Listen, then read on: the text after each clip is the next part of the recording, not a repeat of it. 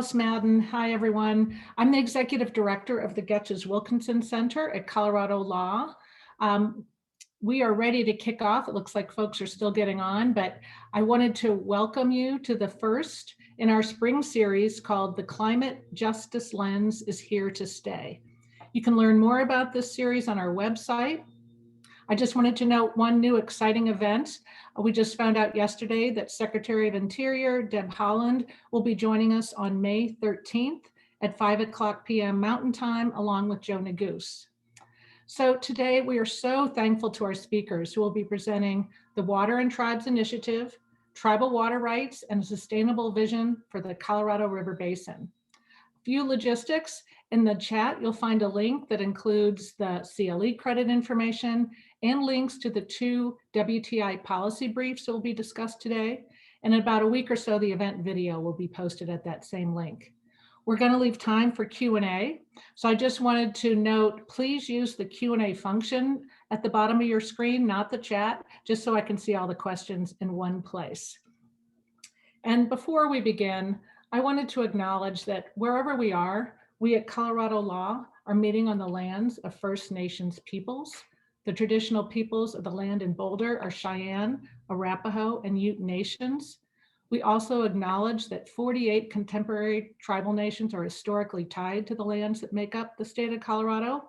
And I'd like to take particular respect to elders, both past and present, and to Native American emerging leaders. So it's now my pleasure to turn it over to Sarah Krakoff. She is our Moses Lasky Professor of Law and the Chair of the Getches-Wilkinson Faculty Board. So welcome everyone, and Sarah, please take it away. Thanks, Alice. Thanks to Alice and Sean for helping to put together this really wonderful series of events for our online Mart Symposium this spring. We look forward to being live with you all again soon. But in the meantime, we couldn't be happier with the presentations that Alice and Sean have assembled for us. And this group, the Water and Tribes Initiative, that we have just a phenomenal group of speakers with us today to discuss, is just one of the core components of making the law of the Colorado River work and maintain its stability and sustainability, even in these times of climate change and drought, for us into the future. I will let the speakers talk more about the Water and Tribes Initiative instead of taking up their time. And I'm now going to introduce all 4 of our speakers at once, and then I will turn it over to the first, Daryl Vigil, and then the speakers will take it away from there in turn. Daryl Vigil, who will be our first panelist today, is the co-director of the Water and Tribes in the Colorado River Basin program. He's Jicarilla Apache, Jemez Pueblo, Zia Pueblo, and he currently serves as the water administrator for the Jicarilla Apache Nation. Our next speaker will be Bidtah Becker. Bidtah Becker is a citizen of the Navajo Nation. She currently is serving as associate attorney for the Navajo Tribal Utility Authority. In July of 2019, Governor Lujan Grisham appointed Bidtah to serve on the New Mexico Interstate Stream Commission. In her previous capacities, she's been the executive director of the Navajo Nation Division of Natural Resources, and she also has served the nation in the Navajo Nation Department of Justice, working within several different programs. Our next speaker will be Nora McDowell. Nora is the project manager for the AhaMakav Cultural Society. She is a Fort Mojave Indian tribal member, and she serves as the project manager for the AhaMakav Cultural Society, which is a division of the Fort Mojave Indian tribe. Her primary role is to oversee the Topak project site, which is a hazardous waste cleanup of hexavalent chromium-6 along the Colorado River, 13 miles east of Needles, California. So all of our speakers obviously are and have been integrally involved in the health of the Colorado River in a variety of different ways in their careers, in addition to participating in the Water and Tribes Initiative. Our last panelist will be Garrit Voggesser, who's the director of the National Wildlife Federation's Tribal Partnerships Programs. Garrit is the director of this program and has worked with NWF for 14 years, engaging tribes nationwide on an array of issues, including wildlife, habitat, conservation, among many other issues, in addition to the important issues that concern the Water and Tribes Initiative. So again, thanks to all of you for doing together for the tribes and for the Colorado River Basin. So Daryl, you're up first.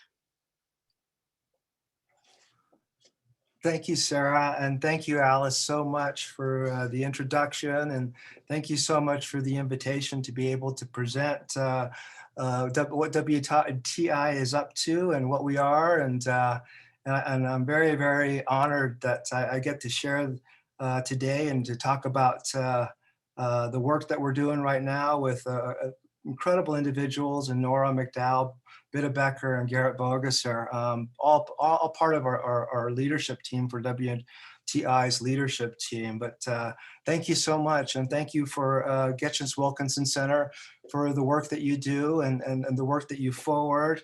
I've had the honor again of being able to speak at a couple different conferences, and and have created an incredible friendship, in terms of what I've learned from Dr. Charles Wilkinson. So we'll be forever grateful for the time that I had there with the Aborigines from Australia, talking about common water issues and how they were able to overcome some of the challenges that they experienced. So that was something that, that happened there at CU Boulder. So thank you for the invitation today.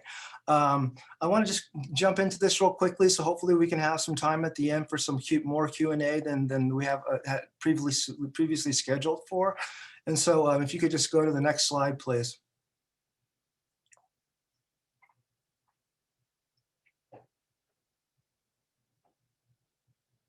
And so many of you have probably seen this very infamous map. It's the Tribal Water Study, the 10 Tribes Partnership Tribal Water Study. That was a partnership between the 10 tribes of the partnership and the Bureau of Reclamation. And I wanted to show this first of all because this is kind of where WTI got started. It was it had its origins absolutely in the 10 Tribes Partnership and some of the work that the partnership started 10 years ago in terms of the recognition after the 07 guidelines or exclusion from the 07 guidelines, and then the exclusion from participation in the basin-wide study. Really was a call to arms for the partnership to get together and to really make a statement that that there needed to be a recognition of tribal water rights in the basin, and how is that going to happen? And it ended up being an incredible, phenomenal process, that ended up taking 5 years, crossing 2 administrations. But when the new administration took over, the tribal water study, was pretty much complete. But it really took another couple of years, for the tribal water study to be complete.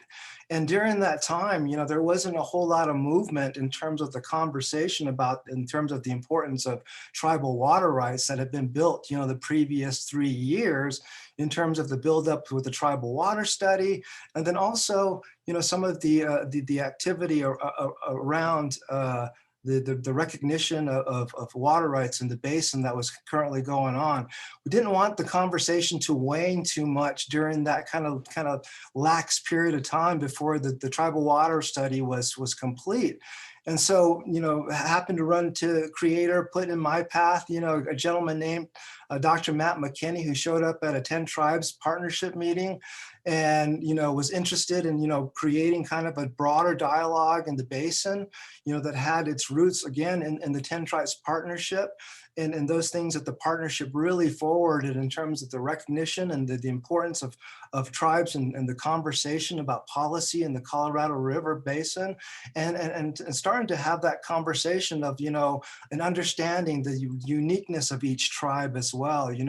This particular map shows 30 different It shows 29, it identifies 29 of those tribal sovereigns, but we've actually are starting to use the number 30 because there's a tribe that's a federally recognized tribe, the Southern Paiute tribe, that actually doesn't have a designated land base right now. But this map in particular really shows, that, distinct geography. And if you heard me say, over and over again, if you know one tribe, you know one tribe. And so the conversation of the tribal water study, and the continuation of the acknowledgement of tribal water rights is really how the Water and Tribes Initiative, was birthed. And it had its roots in the identification that there was an ongoing movement of a collaborative effort. And at the same time, with NGOs, with the states, with the federal government, about the need to probably build a collaborative process that would better serve the basin into the future. And so having that recognition, so how can we help this process along? The first thing that we recognized was that tribal capacity, obviously different, was needed to be built in different areas depending on where the tribe was and where they are with their settlement and where they were at with their development of their water rights and those kind of things. And so, really understanding that part of the conversation in the basin needed to be a building of capacity on the tribal side in probably all areas, and then also, to build on the collaborative effort that had already started. If you go to the next slide, please.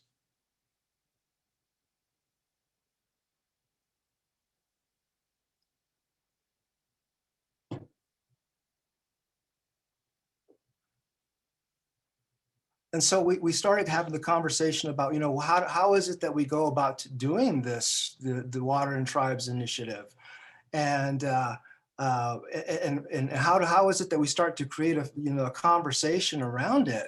The first thing that we thought of is that, how can we build on the tribal water study and the conversation that started, in terms of the recognition of tribal water rights and just a recognition of tribes in general, and the understanding that there's been these 30 tribes have lived sustainably in the Colorado River Basin for millennia. And that, they probably have a whole lot to offer, not only in, sustainable living, but also in the fact that they have probably something really unique to provide in terms of the absolute quantification of those water rights. And so the Water and Tribes Initiative's, basic, two objectives, like I said, are to enhance the tribal capacity to engage in policy decisions and address water-related issues, and to advance sustainable water management via, a collaborative problem solving that was already kind of an ongoing kind of project. And, next slide, please. And so what it is not is that just showed up at the end there. And one of the things that we wanted to make sure that it was not, that it's not a decision-making group. It does not speak on behalf of tribes or tribal associations or any other organization or group. And it's not a substitute for any other processes or initiatives. Next slide, please. And so how do we kind of think about going about this? We knew that we needed to be grounded in integrity and transparency in terms of if we're gonna build relationships in the Colorado River Basin, then we better have a foundation of individuals who can hopefully hold us to account, be a resource to us in terms of their experience and background and their passion for the Colorado River. So we assembled a group of a leadership team, which is kind of an equal mix of tribal, non-tribal folks who are passionate about things in the Colorado River, just in general. And you see this group of individuals. It's an incredible group of individuals that I absolutely have the pleasure to call my friends and to work with on different projects as well. And what's interesting to note is that, a few of our past leadership team members, even though that we still consider them leadership members, are Daniel Cordalis and Tanya Trujillo, who are now part of this administration.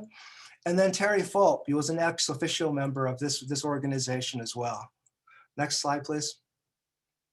And so we have that group of that leadership group that absolutely grounds us and that we use as a resource.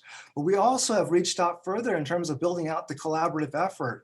And these are just some of our partners that absolutely are engaged in being partners and the understanding that something new needs to be built in the Colorado River Basin, and that it's going to have to involve an understanding and building of relationships that don't exist, structures that don't exist, and also to create these relationships and to empower each of these relationships so that there is something different that gets created jointly by the whole basin as a whole. And we've been kind of using that speak to a large degree about a whole basin approach.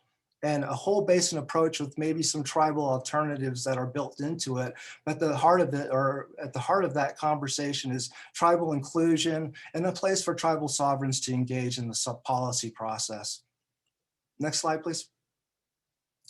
And so Water and Tribes Initiative, thought, well, how else can we start to do this, and build on what the Tribal Water Study did, which created an incredible world of awareness about each of those 10 tribes partnership, but also, to start to look at, what is this historical role? What does the basin need to know about tribes in the basin?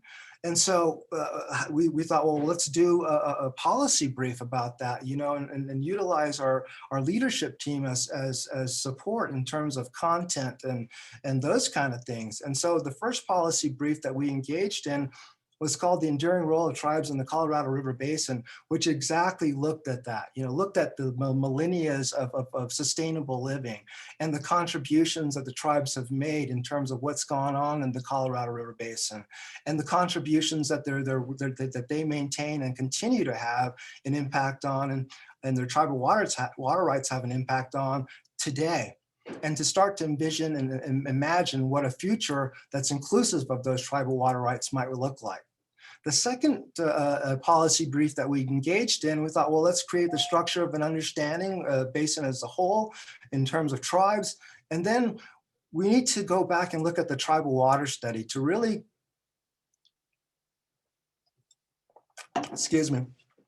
and because that was such an important document, because it was the first of its kind document that really did create a partnership with those 10 tribal sovereigns and the Bureau of Reclamation in terms of engaging in the study together, and then looking at possible next actions in terms of the partnership as we move forward.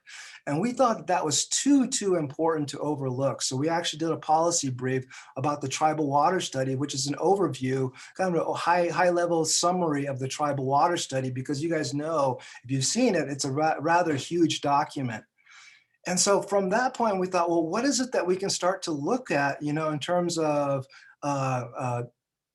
what is the rest of the basin thinking in terms of a vision, or where are we headed, in terms of creating a new framework of a sustainable Colorado River.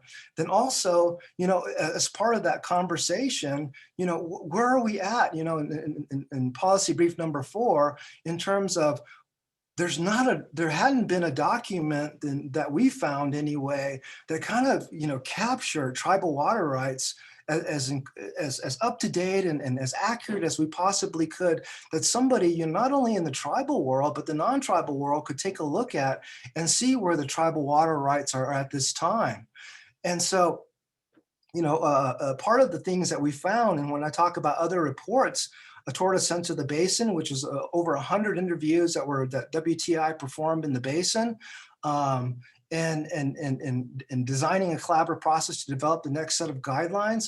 And the overwhelming kind of sense that we got from that particular report, that the current policy that was in place for the Colorado River, created a situation where people's personal values were absolutely oppositional to the policy that existed. And so how is it that we can start to think about, if we're thinking about this as a common vision, what is it that we can start to look toward in terms of what that might look like into the future? So there had been some work already done done by my colleagues on, on this panel, and Garrit and Nora, specifically in the lower basin. And there have been some visioning work that had happened, in Indian country, at the 10 Tribes Partnership as well. And then just some broader kind of visioning work that had happened in the basin. We incorporated that into a policy brief that also is inclusive of a sustainable resolution, is what we call it, kind of gathering, all the pieces of those visions and then putting them into some type of resolution format that hopefully can start to create some advocacy of the broader basin. So today, we're going to talk about those policy brief number 3 and number 4 and how we came to, those points. And then and Bidtah Becker is going to follow me next in terms of talking about, policy brief number 4 specifically, and the importance of this particular document, and then the importance of tribal water rights in the basin. And then after that, we'll go into the visioning work and with Nora, then Garrit.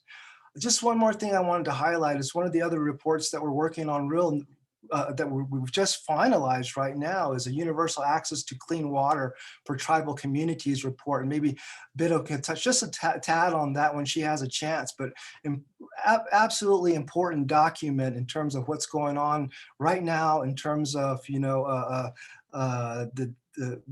global pandemic and some of the situations that a lack of infrastructure in tribal communities, absolutely were hit the hardest. So we're working on that particular one too. But it all leads into, kind of the conversation that Nora and Garrit are going to lead in terms of what can we start to imagine the future looks like. And what might that be, given that we already have, kind of starting to see an overlap in where we're at with visions as well, with visions, I don't know if that's a word or not. And then, specifically, you're going to find out from Bidtah just how complex and complicated, 30 different tribal sovereigns in the basin, 30 different types of water rights settlements, decrees, contracts, 7 different basin states with different governance structures, the federal government involved, the basin split into 2 between the upper basin and the lower basin, and governance structures for each one. You start to get the picture, and then you even throw the international component to this, and it gets really, really complex. So that the tribal water rights, the status of tribal water rights is really meant to be helpful in terms of, again, forwarding a broader conversation. And so thank you for my time here. And with that, I'm going to turn it over to Bidtah.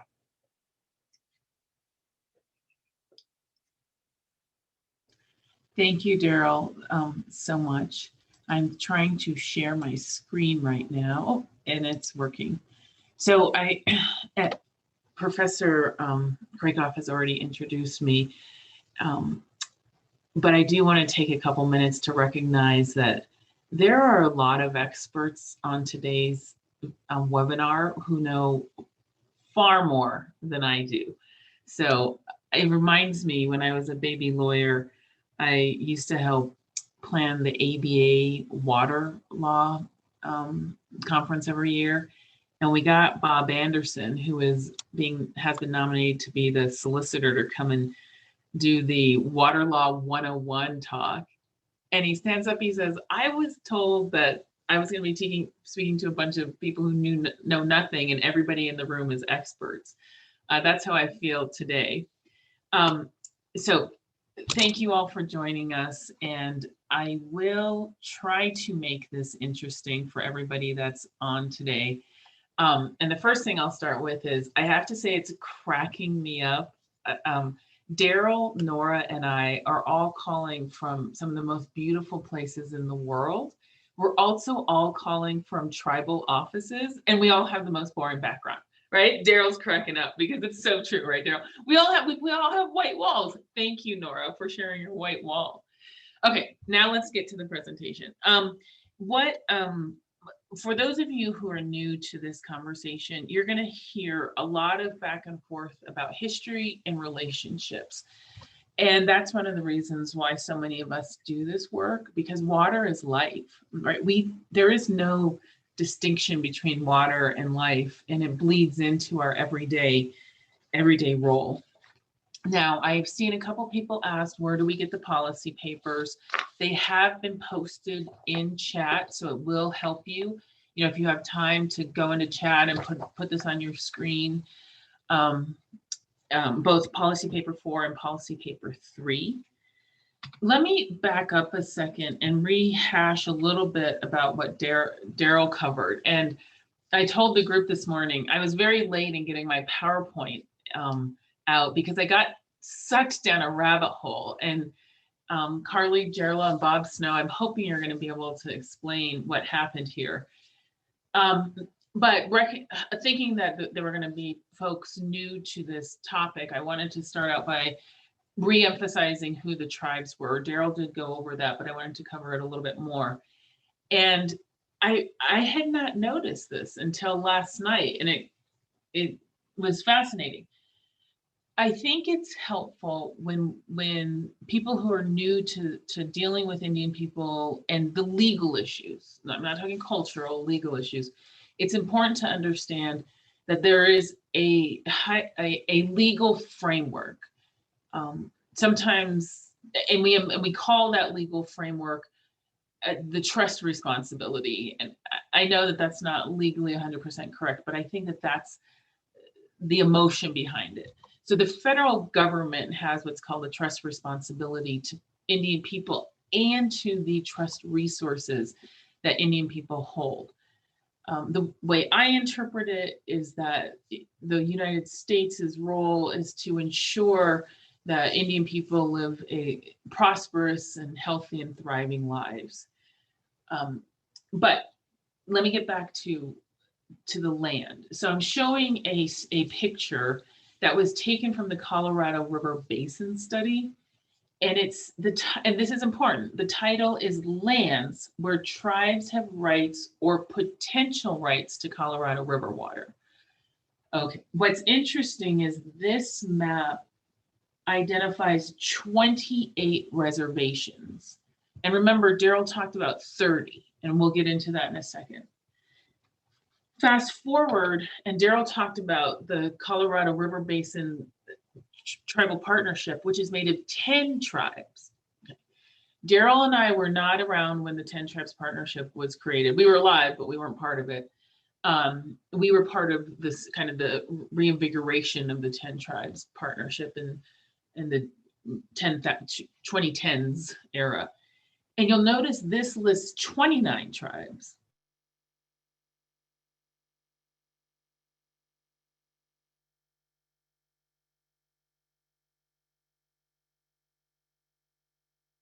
See where 13 is, it just says Las Vegas.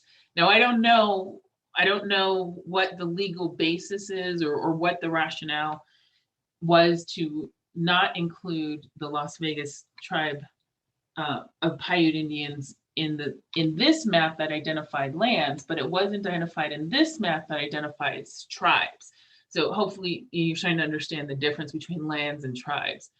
I did 10 seconds of research and found out that in the early 1900s, a woman had deeded 10 acres of land in the middle of Las Vegas to the Las Vegas tribe of Paiute Indians, and thus began their homeland. So I raised that because how Indian reservations were set aside and where we live today is critical to understanding federal tribal water rights. So what are tribal water rights? Policy Brief 4 has a brief introduction to describe what they are. What we are talking about here are federal reserved water rights. Tribes can acquire state-based rights, but what we're focused on is federal reserved water rights. In 1900, and words are critical here. Words are critical to understand, to be precise in the language we're using. Now, in 1908, a case went to the US Supreme Court the case was called Winters. It was named after a man named Winter. Fun fact that if you know that, you'll impress people in the water world. What the Supreme Court determined in this case is that when tribal people and the United States set aside or reserved land to become permanent homelands for Indian people, the United States and tribes impliedly also reserved water. The reason the word impliedly is in there is because many of the documents creating these reservations do not reference water. But as Daryl has taught us, we can't, water is life. We can't live without water. What Winters did not address, so let me say a couple more things about this before I go on there. These are considered federal rights. So one of the main things when you're navigating this world, always ask who is the actor. The federal government, the state government, the tribal government, or NGOs, or a county. Always make sure we know who's doing the action. But they are vested rights. So we have rights to water. What was not clear was how much water. How much do we have the right for? I did not go in to discuss the Arizona versus California case law, mainly because of time limits. But that's an important case that's discussed in the policy brief 4 that explains how Colorado River water starts to become, I'm going to say, quantified for tribes in the Colorado River Basin. Now, what we didn't learn from that case is how to determine how much water tribes have. That's where Arizona versus California is critical. But to this day, there are still tribes in the basin who have federally reserved vested water rights, but we do not know how much water these tribes have the right to. The other important part of tribally reserved federal water rights is that the concept of use it or lose it does not apply. So in the state system, if an entity, a person has a water right, they're expected to put it to use. If they don't put it to use, it means they don't need it, so they will eventually lose it. That does not apply to tribal water. You'll see let me just a couple of brief comments on policy brief 4. Is, as Daryl said, this is a snapshot so that people have an easy go-to place to remind themselves of who are the tribes in the basin, what water rights do they have, what water rights don't we know, and a very high level flavor of those water rights. You will see when you review the paper that 22 tribes currently have recognized rights to use a total of 3.2 million acre feet a year of Colorado River system water, which is approximately 22 to 26% of the basin's average annual water supply, right? A big amount. And as I mentioned, 12 of the tribes still have unresolved water claims. I do want to go back and reemphasize something that Daryl said, which is Daryl is so ambitiously and so wonderfully taking on a whole of basin approach. Because let me go back and talk about the 10 tribes. Let me explain what was explained to me and Daryl is the reason it was 10 tribes, this partnership was created in the early 90s, was because it was very clear that these 10 tribes had rights to the system, the Colorado River system. And the 10 tribes are the 5 tribes in the upper basin. So if you can see the numbers, 1, 2, 3, 4, 5, but see where they're located. They are along tributaries to the main stream. In the lower basin, the 5 tribes that were made part of the 10 tribes partnership include Navajo, and then include those tribes on the Colorado River main stem itself. So if you start at the bottom, you'll see 27 is Cocopah, 26 is Kachan, 25, now we go to 16, and you see the colors are different in the bottom, right? Those orange colors are the 10 tribes. Then you go to Colorado River Indian tribes, 15 is Chemehueve, and 14 is Fort Mojave. So what Daryl is leading us on a path towards, very rightfully so, is saying all of these tribes in the basin should be part of a basin discussion. But as he discussed, there's one tribe not identified, and that is the San Juan Southern Paiute, the 30th tribe. That is because they live on lands considered the Navajo Reservation or the Navajo Nation. A couple decades ago, they signed a treaty with the Navajo Nation to set aside land for them. That treaty needs to be confirmed by Congress. So until that's confirmed by Congress, they do not have their own separate tribal base, tribal land base.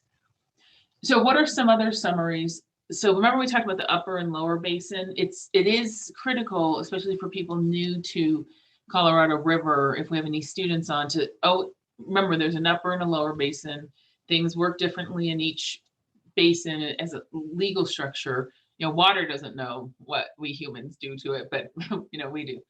But look at the distinction between the use of water in the upper basin and the use of water in the lower basin. And this is not just true to tribes, it's also true to the non-Indian users as well, that there's a lower use of water in the upper basin compared to allocations as there is in the lower basin.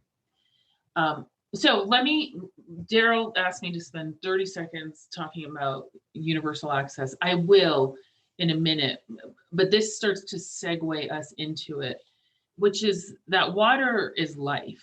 Tribes expect to use their water rights to satisfy social, economic,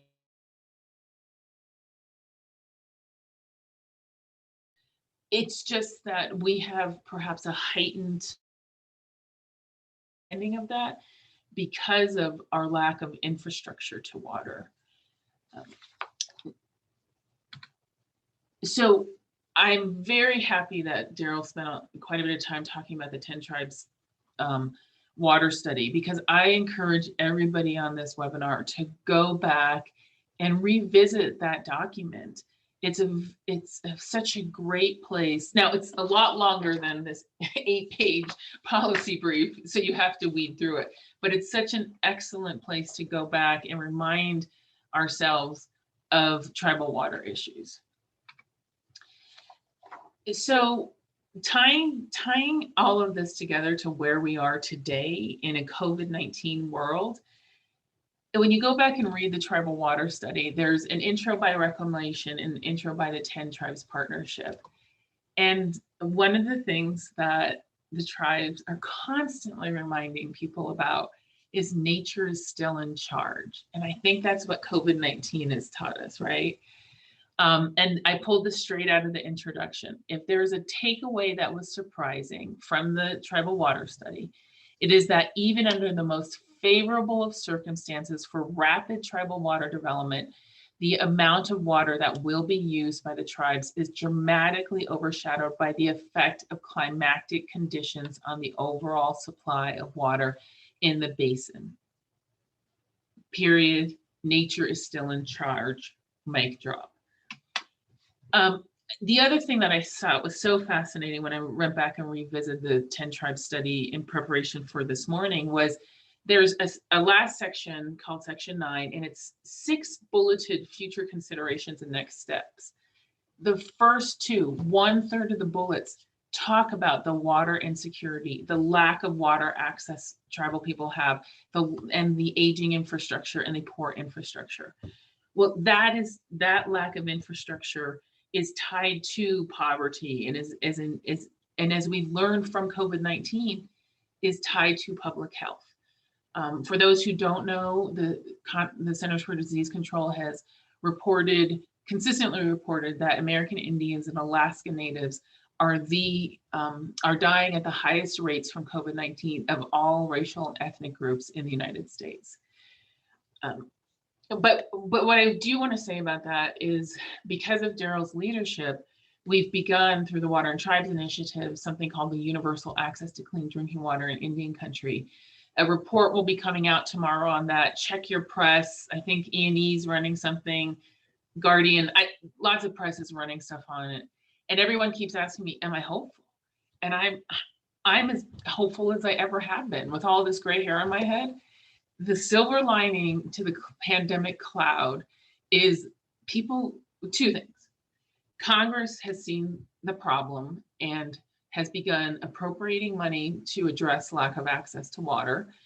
And with the American Jobs Plan, we are hopeful that the $110 billion that has been talked about as being for water will also go to lack of access to clean drinking water in tribal communities. But perhaps more importantly, I was telling the team, at this point, with this many people vaccinated, nobody's going to care anymore. So just brace yourself. And I was saying that because this is not a new issue, lack of access to clean drinking water. It was highlighted in the tribal study, but now I believe there's a political will to solve it. And I'm giving all the young kids in the streets marching right now, I give them credit for, pushing us old folks to go out and solve racial equity, social inequity issues. A couple of other key findings from this. And so what I've done here, you can tell I've moved from the legal aspect of tribal water rights to what does this mean? What does it mean on the ground? One of the other findings or future considerations and next steps was that none of the 10 partnership tribes currently have the basic infrastructure or legal and administrative flexibility to fully use or realize the full economic value of their reserved water rights. Importantly, this tribal study goes on to point out that although many of the partnership tribes do not currently use all their reserved water rights and have not developed the yet tribal water rights, such tribal water does not go unused.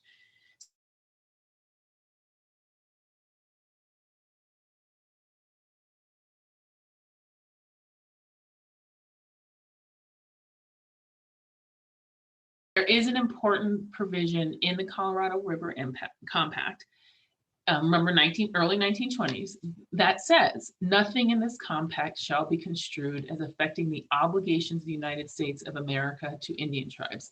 I briefly talked about this. There's a trust responsibility, there's a legal relationship.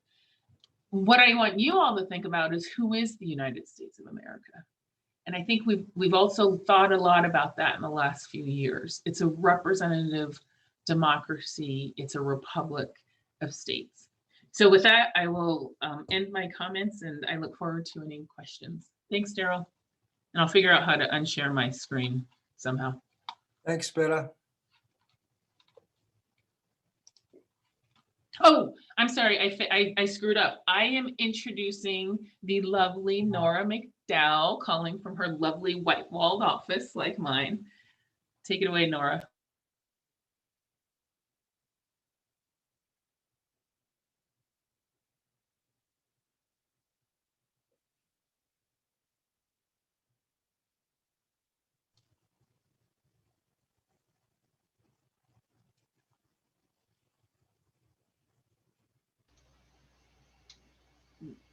Nora, do we have you? Oh, did we lose her? Did we lose her? I think you're on mute, Nora. I think she froze.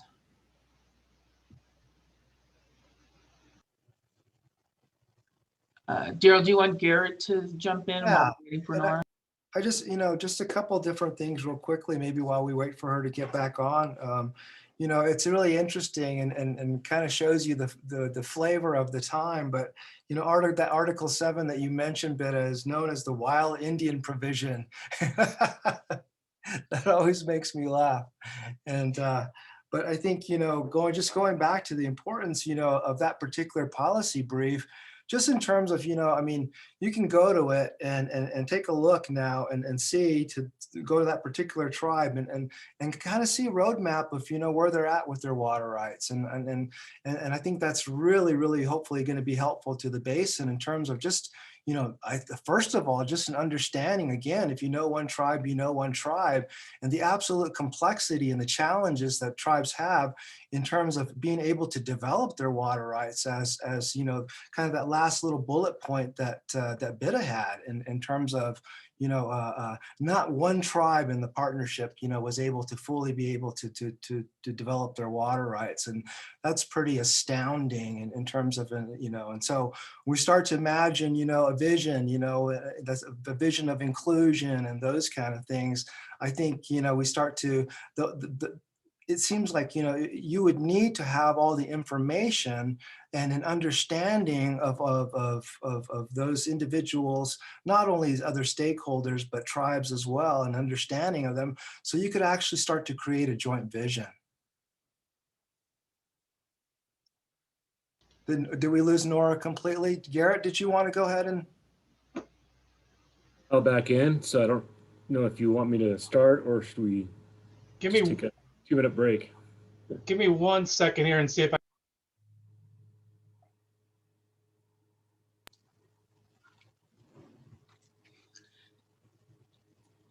While we're waiting, Daryl, I'm happy to answer Dan McCool's question, asking, given the makeup of the Supreme Court, are we afraid of the Winters case being overturned? So some of the background for those who don't know that question is that when and I'm spacing his name, I'm embarrassed, but when a Supreme Court justice passed away in the 80s, he opened up his papers soon after he passed, which I believe was unprecedented. But what was uncovered was that there was a case that might have overturned the Winters decision, or overturned some fundamental concept of tribal reserved water rights. But the case didn't go anywhere because Justice O'Connor had to recuse herself, so it was 4-4. So full disclosure, I am not practicing in the courts anymore. I am not following this closely, but I will say when McGirt came down, wow. I mean, that was, if you remember McGirt, the Supreme Court decision, McGirt came down, and in the same week, the Washington team announced it was changing its name. I mean, that was another, like, Indians were like, are we living in, like, what? So my point, Dan, is, the leading Indian scholar on the court is an Indian scholar. I mean, he followed Indian law, and the chit chat on McGirt, which is a case out of Oklahoma, was the law is super clear on this. And, the cynical among the group was like, it'll be interesting to see how the Supreme Court works its way out of this because it is clear. And so the law was clear, and those who practice Indian law would say that the right decision was made. So that gives me hope that if something goes back to the Supreme Court, again, I'm not practicing court, so I don't have my finger on the vibe of the conversation of this anymore. But it is interesting times for sure. I would just add to that. Thank you for the question, Dan, and I'm glad that you're here. It's been one of, what are the options that tribes have in terms of resolving development of their tribal water rights? With the current law of the river, there's just few options because there's not very much flexibility built in at all. And so usually what tribes are left with is having to wrestle with the only option, which is usually litigation. And recently that hasn't turned out so well, depending, in terms of the overall track record. And so tribes really are at risk because that's their only play sometimes. And they save that play until they absolutely have to use it.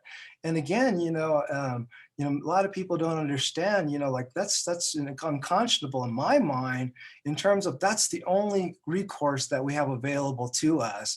And then we have to rely on the politics of the federal government in order to take a chance that we may be able to have that resolved by the courts. And so I think that's part of this conversation too. If you have an understanding of the complexity of tribal water rights in the basin, how different they are, then, you might start to have an understanding of, why those issues need to be resolved.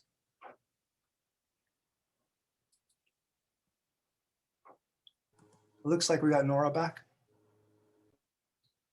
Can you hear me?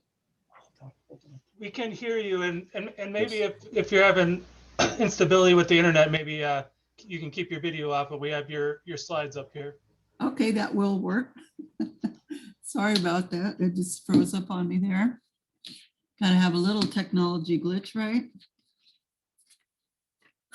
Good morning, everyone. My name is Nora McDowell. I'm the project manager for the Fort Mojave Indian Tribe. Today, I'm going to talk a little bit about the history of the Tribal Colorado River Vision, since I primarily worked with a number of the folks that started this effort down in Yuma, Arizona. It was the Cocopah Indian tribe, and that was back in 2008. And after that, I will talk about the Tribal Association and connection to the river, and then end with our One Vision, One Voice, One River mission that we've set for ourselves of the lower tribes on the Colorado River. Next slide, please. This effort was started by the Cocopah Indian tribe. As you can see, there's a picture there of the former vice chairman who unfortunately recently passed about 3 years ago now. And we have members of the Basin tribe, Wallapai tribe, Fort Mojave tribe, and a representative from the Colorado River Indian tribes as well. We also went out to the land, as you can see in the photos nearby, and visited their Limitrobe restoration project there. This all started also in collaboration with the National Wildlife Federation, and they were funded to do a number of the work that we have worked on up until this point. In 2009, there was a binational meeting on river restoration projects. Then in 2010, tribal meetings on river issues included participating tribes, Cocopah, Quetzan, Colorado River Indian tribes, Chemehuevi tribe, Fort Mojave, and the Wallapai tribe. In 2013 to 14, the Tribal River Vision planning efforts began. And this took us a while to complete, as we had a lot of common issues that we identified, mainly from a cultural and a natural resource standpoint. We also looked at environmental and other uses, such as our own ceremonial uses of the river and the water, and how we were brought together on those commonalities that we all associated with the river. I mean, it always has been one and a part of who we are. The 2015 through, we held meetings at each of the tribes as well. We held a gathering at the Cocopah Reservation, Colorado River Indian Reservation at Fort Mojave, where we brought the groups together and worked on the vision. It took us about 2 years to get that done, as we were trying to condense it onto one sheet and to, still highlight all the things that we thought were very key and important.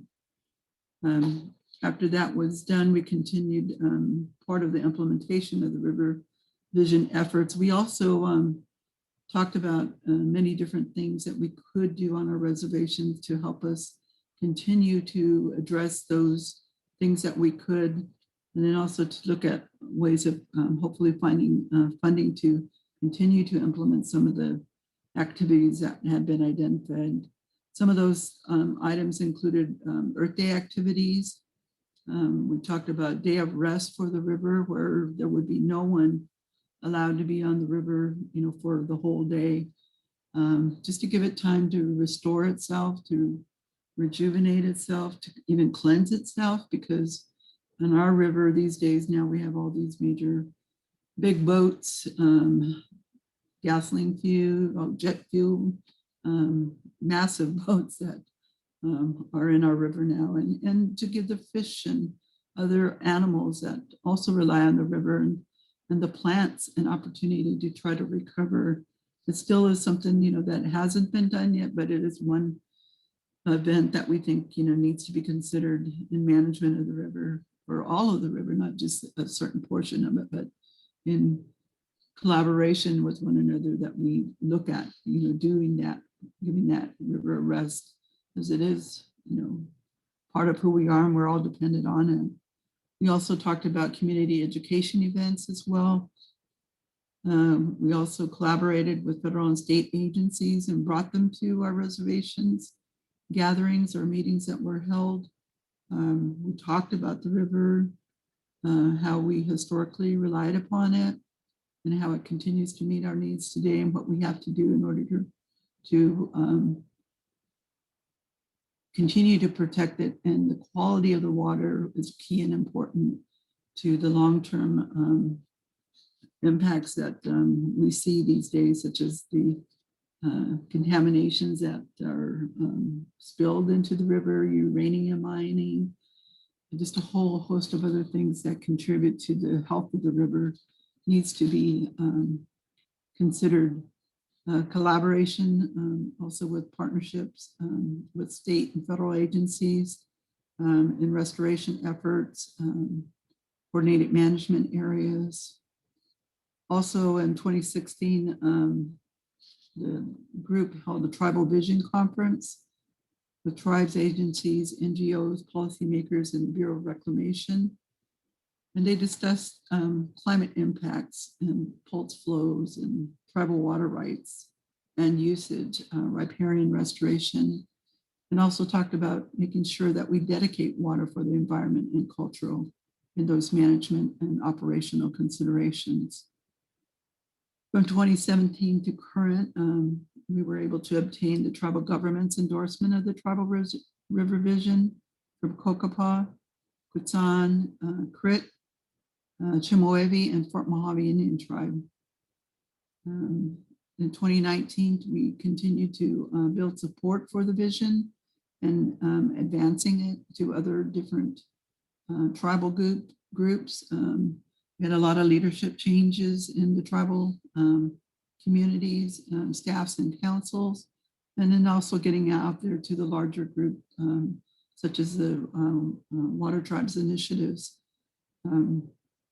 Another thing that we did was ensure that the tribal and cultural principles are incorporated into river management, and also ensuring the revision of the Colorado Interim Guidelines process occurs, that these visions are also incorporated into those management guidelines and tools, and hopefully a common vision is ultimately what we would like to see to advance collective tribal voice and leadership to protect the river. The tribal association and connection to the river, I'll touch on that a little bit. I guess you can go back one. There you go. And for our tribe, we are the AhaMakav, and that is the people of the river. That is our traditional name. As you've all heard and have known, and probably have participated in other webinars or conferences that talk about water and how it is to us, it is a living spirit, and it has rights and should be given and afforded, the highest priority when it comes to its quality of water and the other life forms that it sustains, and that it sustains all life. It is to be revered, and it can give life and it can take it away. We were created and placed along the river that was made by our creator, Matavi. We are taught to protect everything that was given to us. No matter what it was a gift, and that we are to be there to protect it. Our clan names are associated with all things above and below ground, the plants and animals, the sun, the moon. Our connection to our Mother Earth is sacred. And just as a child is carried in the womb in water, so is the earth carried by the waters of the world. We must protect and respect the living waters. Next slide. One thought, that's continued to come to mind, when we talk about the river, we have one river made up of many tributaries that come into the Colorado River and other river sources, streams, lakes, whatever it may be that we're trying to protect. That is up to all of us to have one vision, one voice, one river, and to think about what our future generations will be inheriting and what will they be left with in the next century of dealing and managing the waters of in our particular case, the Colorado River. The tribes were left out of the first process, the compact, when it was created. And the time, has come to where everybody needs to be inclusive. Everyone has a right to water. We need water justice, and the tribes need to have a seat at the table as well. And that's one thing, that we always say, and when we talk about these things were foretold and they were passed on to us by our ancestors, and that we have to ever be constant and consistent in watching out, for the river. And as we mentioned, the future generations to come, we need to look and plan and always be ready, to address those things that come. But it takes all of us working together to do that. And that is our vision and our hope and our mission moving forward as we look at those interim guidelines and we look at a rightful place in equity in water justice for the tribes along the Colorado River and any water source throughout the United States. We need to be included in that. And we know that together, working together, we can resolve many things versus continuing to create a wedge, as the past has shown us that it hasn't been always good for all of us. And look at what we're dealing with now. And it's one thing to consider and to continue to carry forward as we plan for the next 100 years. Thank you. Now I'm going to pass it on to Garrit Voggesser. Thanks, Nora. So you can go ahead and go to the second slide, please.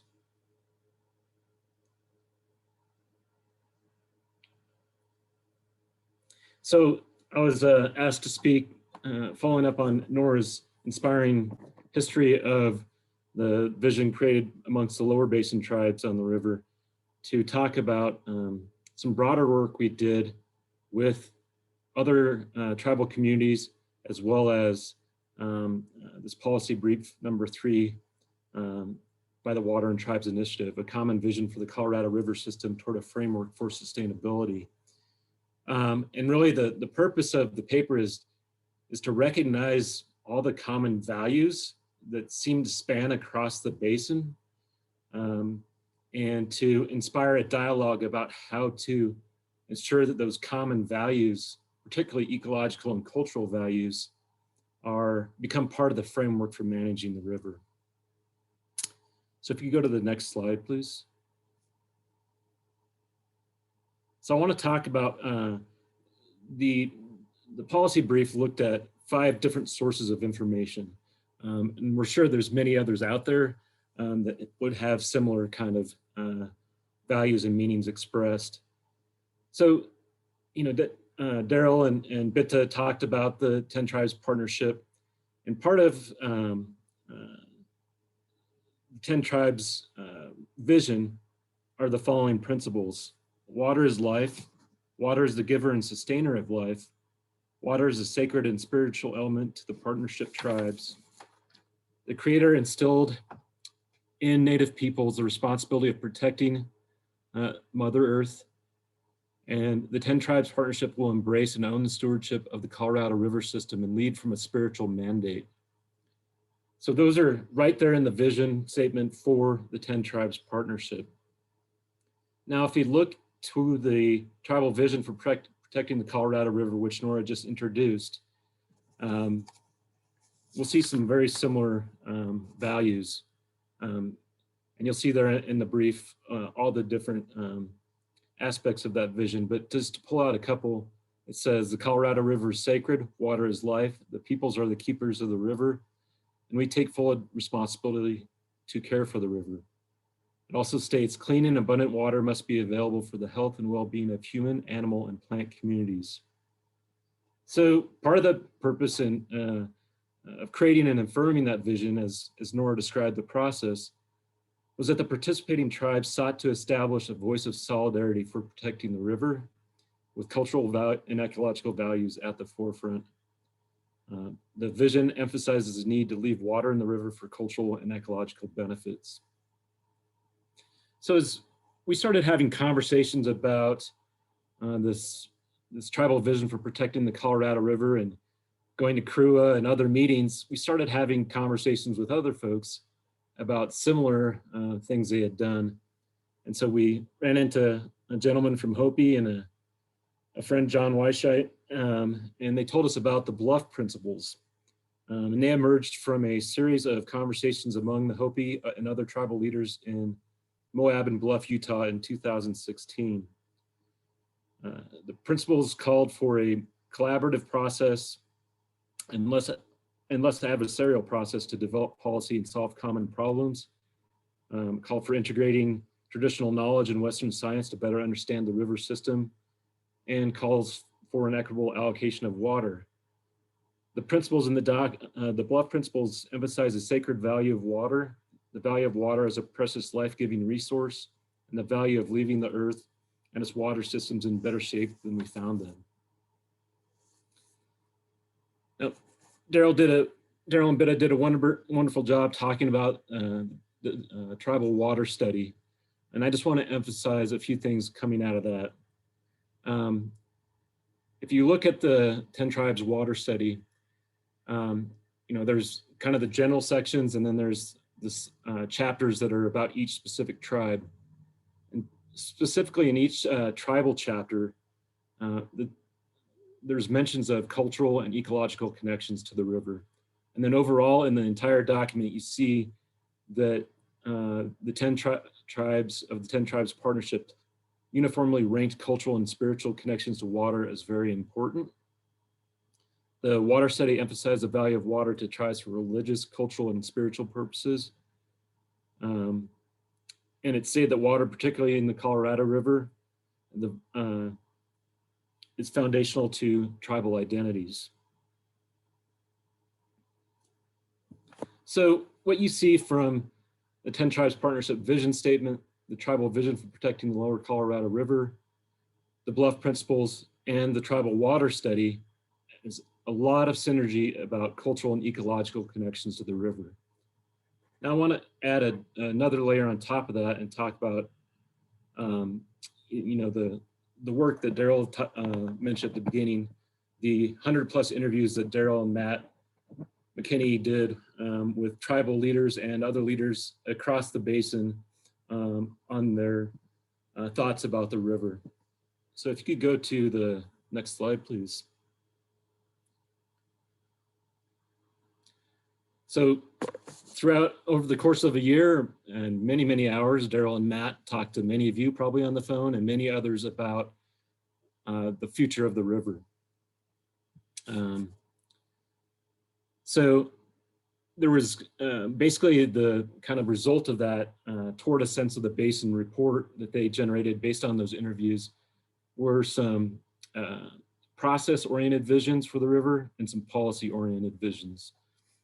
From a process perspective, the sense among interviewees was that to use collaboration and as the form of first resort. Also, to move from an ad hoc collaboration to more intentional ongoing systems of collaborative decision-making. Next, please. Continue moving in the direction of a unified system of management. Next.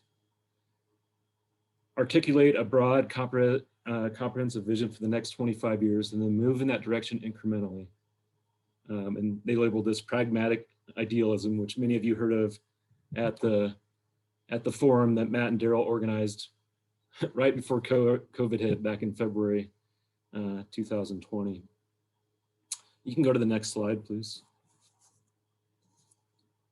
So why don't you click through, that way we don't have to click every bullet. I think there's, yep, that's it. So from a policy perspective, the most common goal that emerged among the participants was to promote and support sustainable and resilient use of the river for people and nature. Additional findings were to maximize certainty and reliability, focus exclusively on coordinated operations of Powell and Meade, move beyond operating guidelines from the river to a more comprehensive integrated resource management plan, orient future policy around a water ethic to use less water and allow for more flexible and creative arrangements, and revisit the core policy objectives of the compact to provide for the equitable division and apportionment of water. So if you could go to the next slide, please. So if you go back, turn back to the policy brief number 3, which you all have access to. Looking at these 5 sources of information led us to kind of create a list of common values and themes that we found running throughout these documents. And again, they're not surprising. To promote and support the sustainable, resilient use of the river, ensure the spiritual, cultural, and ecological integrity of the river, equitably allocate water by considering contemporary diversity of needs, interests, and priorities, historical use, and the realities of drought and climate change, promote and support reliable access to clean water, leave the earth and its water systems better than we found them, honor, respect, and realize the federal government's trust responsibility to tribes, and respect sovereignty and self-determination, and integrate traditional indigenous knowledge with Western science to better understand the river system. So towards the end of the policy brief, we provide sort of a framework with these common values and themes for a potential resolution or document that we're proposing that tribal leadership and other leaders along the river consider putting into a formal resolution by their entities to express that these common values and goals run across different communities, and they can provide a framework for moving forward. So as leaders consider doing something like that resolution, and we need to think about also how to move from vision to action. And that raises several challenges and questions that we want to address or need to be addressed. The Towards the Sense of the Basin report, the 100+ interviews that Daryl and Matt did, revealed that there's much common ground and a reason to celebrate as we move forward. The other 4 sources of information show the same thing. Looking across these different principles and documents, we see that there's just a lot of common ground. Tribes and other leaders in and around the basin need to clarify which elements of this common vision can and should be addressed in the interim guidelines, but also consider if there's also other forums or processes where some of these principles should be addressed. And there's a number of questions we have to answer, and those are laid out at the end of the report. How can we strike a balance between consumptive use and cultural and ecological uses? How can tribes and other leaders foster full and open engagement with all sovereigns and stakeholders to consider the consequences and trade-offs that are associated with these tough choices about what water is for and how we use it and how we protect it? So I'll stop there, and if I'm going back to Daryl or to Alice for question and answer session. Yes, thank you all so much. I'm looking forward to continuing this conversation. So many different amazing things have been brought up. One question that came in from Jean Reitz was about there's speculation that a call on the river will be made, and he wanted to know what role the tribes might play in making that call, and also what the implications would be on tribal water rights. And I don't know if Bidtah or Daryl, whoever wants to answer this question, but maybe also describe what a call on the river is. Sure, Bidtah, would you want to take that? Sure, thanks. I think I'll answer it not legally, but more process-wise. So a call on the river is when, I think we're talking about when lake levels drop low enough that people, certain rights will have to be, certain people have to stop using water at the level they were using at because there's not enough water in the system to provide water to everybody. Now, I will say there's already been a lot of public education on this. Arizona has done some good education describing what this is. The reason I'm offering that is because water managers have been preparing for this moment for a long time. So I want to keep pushing. I want people to understand that. you know, the reason I don't want to answer the question legally is because it's just because, but that I think that's going to take us down a rabbit hole. What I would offer is that the United States, as we discussed before, does have a trust responsibility to Indian people and a trust responsibility to Indian assets. We talked before about how people are using tribal water rights because tribes don't have the infrastructure or organizational structures to put them all to use. So I think at the very least, the United States will consult with tribes and talk about what's happening and what it means to tribes. These are not easy conversations, and the 10 tribes are very well aware of it. That's why I pulled up that one quote for them, saying that the climatic conditions are going to be affecting us no matter what. So again, that was 2018, and that kind of sentence would have taken years to get to. So people have been thinking and talking about this for a while. Yeah, and I would just add, real quickly that, tribal water rights, for the most part, are usually the most senior. And so, if there is a call on them, the impact hopefully would be minor compared to some of the more junior rights in terms of a curtailment. And that's an really interesting thing in terms of the dynamic of the conversation in the basin, where we're talking a broader conversation being about conservation, and tribes are still in the middle of a conversation, not necessarily exclusive of that, but more interested in the development side of that because they haven't traditionally had the ability to develop their water rights.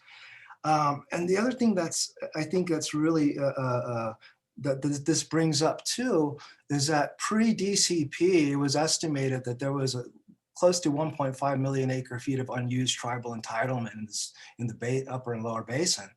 And so, that's something that absolutely that Bidtah touched a little bit on, but absolutely is in the space in terms of, at some point in time, somebody is using this unused tribal entitlement, and we're going to have to figure out a situation either of some type of compensation, acknowledgement, and that's part of the conversations. How do we start to build more flexibility into this system so that, addresses the needs of all? Another question came in. If there is a role for the Bureau of Indian Affairs, or BIA, in this type of decision-making or water management, the attendee just didn't know. So I'll leave that out there, and I'm going to go ahead and ask another one.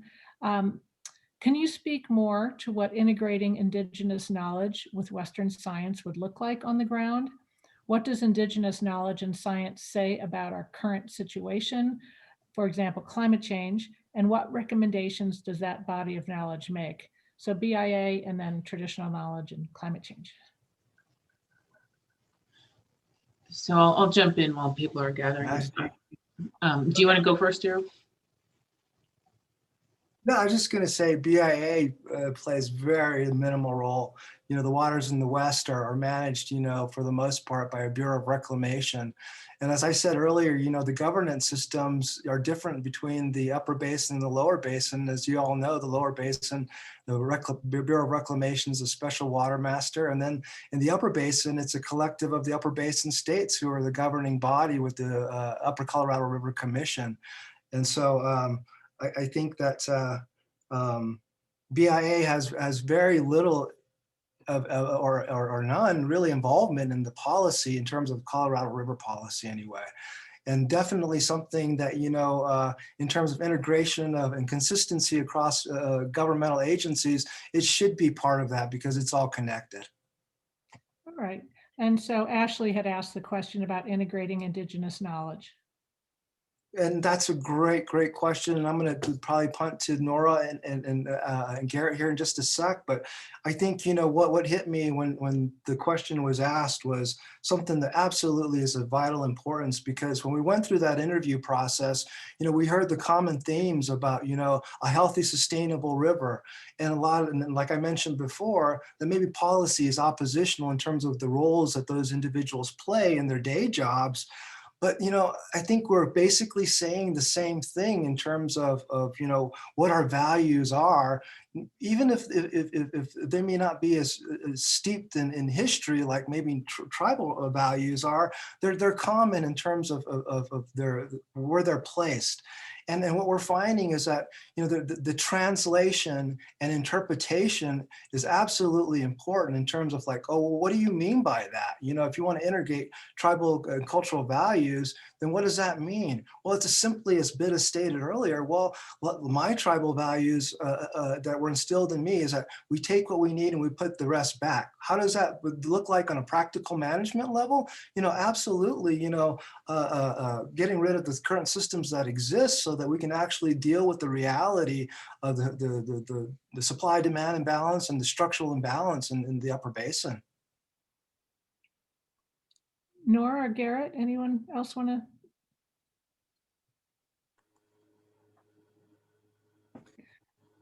Okay. I can chime in. I mean, yeah, again, I agree with Daryl. I mean, that's a fantastic question because it's a little, there's a difference between integrating ecological values versus cultural values, even though they're both very intertwined and connected, because we can say, well, if we make sure there's in-stream flows, that's going to help fish and plants and things like that.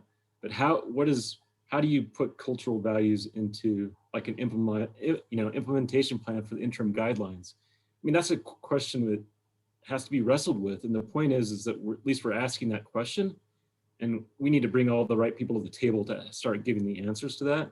Because I'm certainly not the one with the answers, but if we create the space for the dialogue to ask that question and have that conversation, then I bet you, we have a lot of really smart people that work on Colorado River issues. So I think we can come up with some ideas. Yep. And when you say things like, water is life, or you start to translate cultural values or tribal cultural values into a policy, if we explain to you, like it's been mentioned before, that water is life, and as Nora mentioned, they actually view the river as a living entity, how is it that we can translate that or communicate that, to the non-native world, that would click the light bulb of like, oh, that would maybe help us, we could create a policy like this to address that particular cultural value that the tribes have, and absolutely start to operationalize cultural values into the policy-making process, which really doesn't exist right now, because it takes into account, who we're going to be, not only now, but who we're going to be as human beings into the future. And we have a real opportunity to start creating, policy that's conducted and created in a way that I think it should be, that's inclusive of all voices in terms of the creation of the relatedness and the partnerships. And so the vision policy brief absolutely is kind of, hopefully provides the foundation for facilitation of building those relationships and those partnerships to show that, we're basically the same. Maybe we're just not saying it the same, or we're not hearing it the same. So let me add a couple of things, mainly let me just get into it. So we're often asked this question about how do you put traditional values into the system that's already baked? I think I would start by asking, well, what are the values that the system has today, right? Because there are values that the system is built around values. This is just an example. It's not to pick on any particular group. So the term acre feet is used in the United States. That's an agricultural term, right? That's acre feet is not a term you would find in other water systems around the world. So we're already starting to see, what are the values that the system has today. So where I would push on this, and Daryl and I have talked about this a lot, is at the end of the day, we're all human beings. We're all part of the same species. And there's similar, and I don't want to gloss over this and sound like, oh, we all get along. There are challenges, right? Human beings have challenges, but there are a lot of similarities. So when Daryl and I are wearing our listening ears and we hear farming families talk, that sounds like Grandma Yazzie, right? I mean, the same values. Now, sometimes it may manifest itself differently, but there are similar value structures, and how we can then bend the system to reflect our similar value structures, rural lifestyle. Like I said, if I could take this and walk out the room and see where you guys would be blown away where I'm sitting. It's gorgeous, can't tell. So that's kind of on the value structure. Where things do get complicated, and I want to circle back to the BIA question, because Daryl is absolutely right. BIA has no role in water management, but BIA for some tribes has a very important role in running an irrigation project, right? Are they hand in hand with reclamation? I don't know. And then is reclamation and the BIA hand in hand with the tribe? I don't know. But they can play a very, very important role in managing other resources or helping tribes managing other resources that affects the water management decisions that are made. So I want to call that out because I think it was Daryl, I mean, it was Garrett, both used the term flexibility. That's often my answer to when people say, well, what does the federal government have to do? It have to be flexible. There's so if I'm looking United States wide, there's 574 federally recognized tribes, 10 times the number of states. The federal government, and it's a challenge. I'm not saying this is easy, but it needs to find that flexibility to learn how to work with the people on the ground, literally living on the Colorado Plateau, who live and, as we discussed earlier, literally die by certain decisions. So we just have a few seconds, a few minutes left, and Daryl, please feel free to dive back in. But I just thought I'd ask this last question because it's kind of a big picture question. It seems like there are great opportunities for advancing tribal water rights under the Biden administration. What is possible? What priorities are tribes pushing for? And what is needed to best advance these goals? Yeah, that's a great question, and absolutely, stars are kind of aligned right now in terms of, President Biden, Secretary Holland, Assistant Secretary Trujillo, and Daniel Cordalis in some solicitor's office, and now with Camille Touton, being touted to be the commissioner, all, absolutely, have an understanding and a passion for Colorado River issues. And so I think there's absolutely an opportunity there, but it needs to be built on the other side as well, in terms of, where do tribes get to engage in the policymaking process? Where do tribal sovereigns go, to engage in policymaking process? As Bidtah mentioned before, that's at the heart of, what we think of as trust responsibility, providing that place for tribes to engage in the policymaking process. And so right now, another initiative, the Water and Tribes Initiative is actively engaged in, is the Tribal Leaders Forum, to create a broader conversation with the tribal leadership in the basin, with the 30 sovereigns in the basin, to have as many of the tribal sovereigns participate, tribal leadership sovereigns participate as possible, so that hopefully we can build some broad consensus, so that, when the timing is right to start to meet, with the federal government, that will already be poised and ready to have created the relationships with, including those relationships that absolutely need to be forged with the 7 basin states that we would reside within as well. Because right now, as it stands, the federal government and the 7 basin states, as it's, are the ones who are in control of the process for the renegotiation of the guidelines. And without anything changing to that system as it exists right now, tribes don't have any process to engage, or it's very, very limited. So I think, the creation of some foundation or platform that recognizes those 30 sovereigns as the place where we come together specifically to talk about Colorado River Basin issues is kind of the vision and kind of the pathway, but it has to be built by building simultaneously those relationships at the same time. Well, that's about perfect timing. We're right at 1:29. So thank you to our 4 speakers.